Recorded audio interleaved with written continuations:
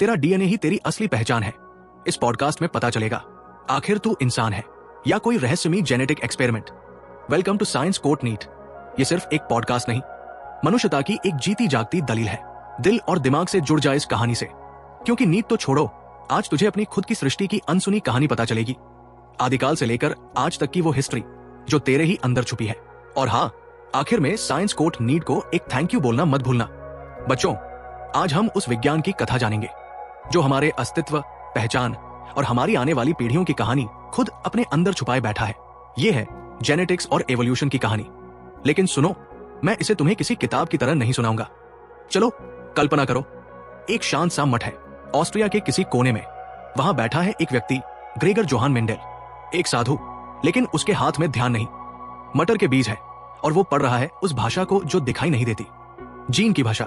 मटर के रंग, उसके आकार, फूलों की स्थिति, सब कुछ मेंडेल को कुछ सीक्रेट्स बता रहे थे। और वहीं से जन्म हुआ आधुनिक जेनेटिक्स का।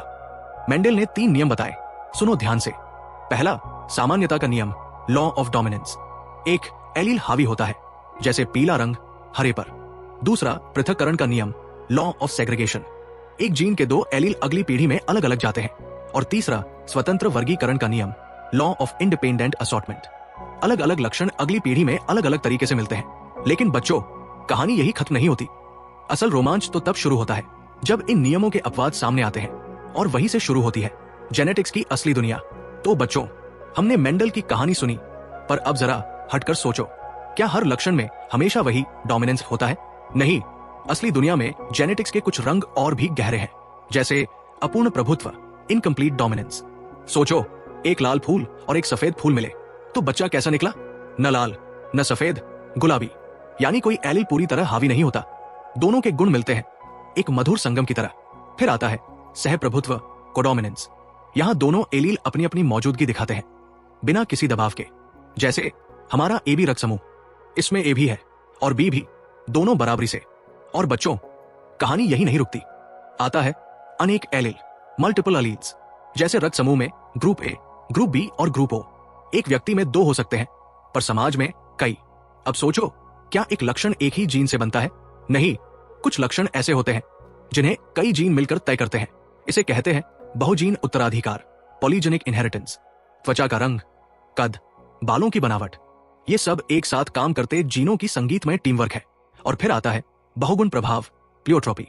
यहां एक ही जीन कई लक्षणों को प्रभावित करता है, जैसे सिकल सेल एनीमिया, एक गड़बड़ी, और उसका असर RBC की बनावट से लेकर पूरे शरीर की रोग प्रतिरोधकता पर पड़ता है। अब सुनो, सबसे बड़ी खोज जिसने इंसान की सोच ही बदल दी, वो है गुणसूत्र सिद्धांत, chromosome theory of inheritance. Sutton और बोवेरी ने बताया, जीन्स दरअसल गुणसूत्रों पर सवार होते हैं, और यही गुणसूत्र माँ बाप से संतान तक जाते हैं।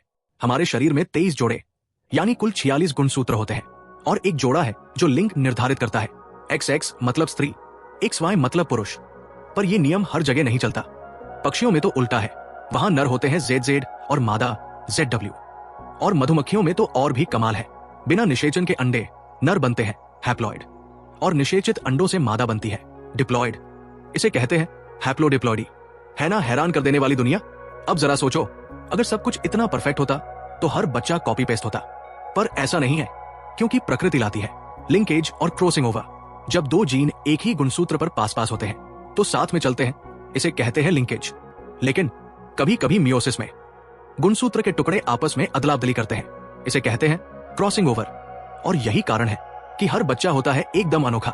अब एक और बात, कुछ बीमारियां होती हैं लिंग संबद्ध, सेक्स लिंक्ड, जैसे हीमोफीलिया जिसमें खून जमता नहीं, या रंगांधता, कलर ब्लाइंडनेस, जिसमें रंगों में फर्क करना मुश्किल हो जाता है। और ये ज्यादातर लड़कों में होते हैं। क्यों? क्योंकि लड़कों के पास होता है केवल एक X गुणसूत्र। अगर उस एक X पर गड़बड़ी है तो कोई दूसरा X नहीं जो उसे संभाल सके। इसलिए जीन्स की कहानी सिर्फ विज्ञान नहीं है, यह है जीवन का अद्भुत संगीत।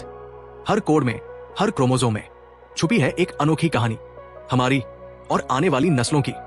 फिर मिलते हैं अगली कड़ी में, जहां बात होगी एवोल्यूशन की और डार्विन की उस क्रांति की जिसने इंसान को प्रकृति के मंच पर नायक बना दिया।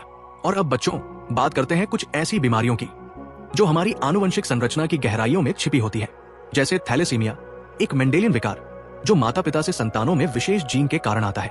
और फिर है गुणसूत्रीय विकार, यानी क्रोमोसोमल डिसऑर्डर्स, जैसे डाउन सिंड्रोम, जब किसी बच्चे में 21 नंबर गुणसूत्र की एक अतिरिक्त प्रति होती है। टर्नर सिंड्रोम, जो केवल महिलाओं में पाया जाता है, जहां केवल एक ही एक्स गुणसूत्र होता है। और क्लाइनफेल्टर सिंड्रोम, जहां पुरुषों में एक्स गुणसूत्र की एक अतिरिक्त प्रति होती है, यानी एक सेक्स वाई। अब बात करते हैं उस चमत्कारी अणु की जिसने हमारे अस्तित्व को दिशा दी, जिसने हमें बताया कि हम क्या है, क्यों हैं और कैसे हैं। डीऑक्सीराइबोन्यूक्लिक एसिड यानी डीएनए। जब एवरी, हर्शी और चेज जैसे वैज्ञानिकों ने यह सिद्ध किया कि डीएनए ही वो असली आनुवंशिक पदार्थ है, तो विज्ञान की धारा ही बदल गई। और जब वॉटसन और क्रिक ने इसकी डबल हेलिक्स संरचना को दुनिया के सामने रखा, तो ऐसा लगा जैसे इंसान ने पहली बार अपनी आत्मा को देख लिया हो। अब समझते हैं इसका कमाल। डीएनए से सबसे पहले बनता है आरएनए। इस प्रक्रिया को कहते हैं लिप्यांतरण, ट्रांसक्रिप्शन। और फिर उस आरएनए से बनते हैं प्रोटीन। इसे कहते हैं अनुवाद, ट्रांसलेशन। और इस पूरी प्रक्रिया को कहते हैं सेंट्रल डॉगमा, यानी केंद्रीय सिद्धांत। आरएनए के 3 मुख्य रूप होते हैं। संदेशवाहक आरएनए, एमआरएनए, जो डीएनए का संदेश लाता है। स्थानांतरण आरएनए, टीआरएनए, जो अमीनो अम्ल लाकर प्रोटीन बनवाता है। राइबोसोमल आरएनए, आरआरएनए, जो पूरी प्रक्रिया को मंच प्रदान करता है। अब ध्यान दो, हर प्रोटीन के पीछे होता है एक जेनेटिक कोड, जिसे हम कहते हैं कोडॉन। 3 नाइट्रोजन बेस का एक समूह, जो एक अमीनो अम्ल के लिए निर्देश देता है। ये एक जीवित शब्दकोश है जिसमें जीवन के सारे रहस्य छिपे हैं। अब बच्चों, बात करते हैं जीन रेगुलेशन प्रोसेस की। सोचो जरा, क्या जीन हर समय सब कुछ बनाते रहते हैं? नहीं, वो भी बड़े होशियार होते हैं। जैसे कि बैक्टीरिया में लैक ऑपेरॉन, जब उसके पास ग्लूकोज नहीं होता और लैक्टोज मिल जाता है, तो वो तुरंत लैक ऑपेरॉन को चालू कर देता है और लैक्टोज को तोड़ने वाले जरूरी एंजाइम्स बनाने लगता है। ये दिखाता है कि जीन भी सोचते हैं, जो जरूरत नहीं है उसे नहीं बनाते, क्योंकि जीवन में हर ऊर्जा कीमती होती है। अब जरा सोचो, जब इंसान ने खुद के जीन को समझ लिया, तो अगला सवाल आया, क्या हम पूरी मानव जाति का जीनोम पढ़ सकते हैं? यहीं से शुरू हुआ ह्यूमन जीनोम प्रोजेक्ट, एक ऐसी वैज्ञानिक यात्रा जिसमें लाखों नाइट्रोजन बेस को पढ़ा गया और यह जाना गया कि इंसान के पास होते हैं लगभग 20,000 से 25,000 जीन। और फिर आया विज्ञान का एक चमत्कारी उपकरण, डीएनए फिंगरप्रिंटिंग। इसने हमारी पहचान को, हमारे रिश्तों को और यहां तक कि जुर्म और न्याय को भी एक नई स्पष्टता दी। कोई अपराधी हो या खोया हुआ परिजन, डीएनए कभी झूठ नहीं बोलता। अब बच्चों, चले उस यात्रा पर जिसे कहते हैं विकसन, एवोल्यूशन, यानी जीवन का विकास। वैज्ञानिक मानते हैं कि जीवन की शुरुआत करीब 3.5 अरब साल पहले समुद्र में एक छोटे से आरएनए अणु से हुई थी। और आज जो भी जीवन है, पेड़, जानवर, पक्षी, इंसान, सब उसी एक साझा पूर्वज से निकले हैं। इसके प्रमाण हैं जीवाश्म, फॉसिल्स, तुलनात्मक शरीर रचना, भ्रूण विज्ञान और डीएनए। सब यही बताते हैं कि हम सब एक ही वंश की शाखाएं हैं। तो अगली बार जब किसी को देखो, याद रखना, हम सब एक ही कहानी के किरदार हैं। अब बात करते हैं उस विचार की जिसने जीवन को समझने का नजरिया ही बदल दिया, चार्ल्स डार्विन का सिद्धांत। डार्विन ने कहा, प्रकृति एक प्रतियोगिता है जहां प्राकृतिक वर्ण, नेचुरल सिलेक्शन, तय करता है कौन बचेगा और कौन पीछे छूट जाएगा। लेकिन बच्चे, विविधता कहां से आती है? उसका कारण है म्यूटेशन और पुनर्संयोजन, रिकॉम्बिनेशन, जो नई नई विशेषताएं लाते हैं और जीवन को नया रंग देते हैं। प्राकृतिक वर्ण भी एक जैसा नहीं होता। इसके होते हैं 3 प्रकार। स्थिरीकरण वर्ण, स्टेबलाइजिंग सिलेक्शन, जहां औसत लक्षण को वरीयता मिलती है। दिशात्मक वर्ण, डायरेक्शनल सिलेक्शन, जब किसी एक दिशा में बदलाव को बढ़ावा मिलता है। और विच्छेदन वर्ण, डिसरप्टिव सिलेक्शन, जहां 2 चरम विकल्पों को चुना जाता है। फिर आता है जीन प्रवाह, जीन फ्लो, जब 2 अलग अलग जनसंख्या आपस में जीन साझा करती है। ये विविधता को और बढ़ा देता है। और कभी कभी आनुवंशिक विचलन, जेनेटिक ड्रिफ्ट, होता है जहां एक जीन सिर्फ संयोगवश जनसंख्या से गायब हो जाता है। जैसे संस्थापक प्रभाव, फाउंडर इफेक्ट, कुछ लोग अलग हो जाते हैं और नई जनसंख्या बनाते हैं। या संकट प्रभाव, बॉटलनेक इफेक्ट, कोई आपदा आती है और कुछ ही जीन बचते हैं। अब बात करते हैं एक शानदार गणितीय सिद्धांत की, हार्डी-वाइनबर्ग सिद्धांत। यह कहता है कि यदि कोई बाहरी प्रभाव न हो तो जीन की आवृत्ति स्थिर रहती है, लेकिन असल दुनिया में बाहरी प्रभाव तो हर समय होते हैं। इसलिए ही तो विकास, एवोल्यूशन कभी रुकता नहीं। और अब आइए पहुंचते हैं इस कहानी के सबसे खास अध्याय तक, मानव विकास, ह्यूमन एवोल्यूशन।